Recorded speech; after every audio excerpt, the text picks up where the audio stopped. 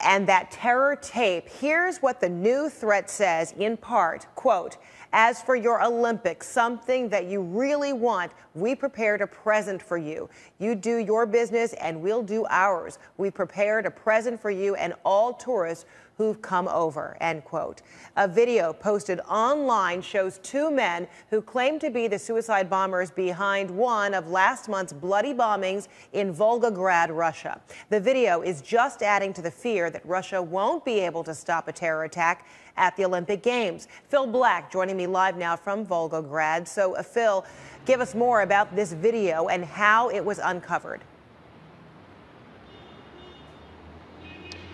Fred, so this video shows two men who claim credit for those bombings here in Volgograd just a few weeks ago that killed 34 people on the 29th and 30th of December. But more than that, as you've touched on, they promise there is still more to come. In that very ominous language, they say they have a present prepared for Russians, for tourists traveling to Sochi for the Winter Olympics there. They say that they have prepared this in response, in revenge for all the blood of innocent Muslims they say has been spilt across the world.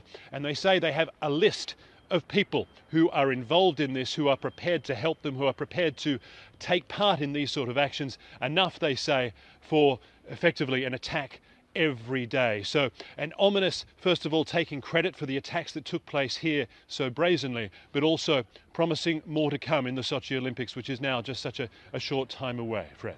And Phil, what, if anything, is the Russian government saying about how this tape is now changing their security game plan?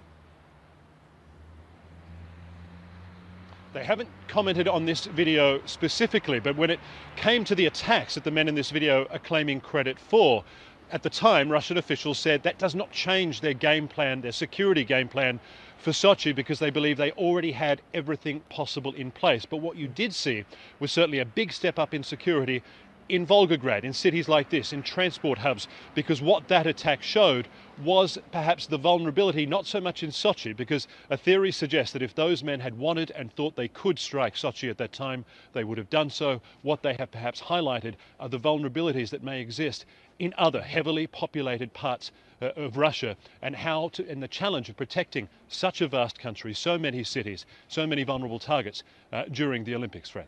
And in what way has security been beefed up, particularly because of these new vulnerabilities?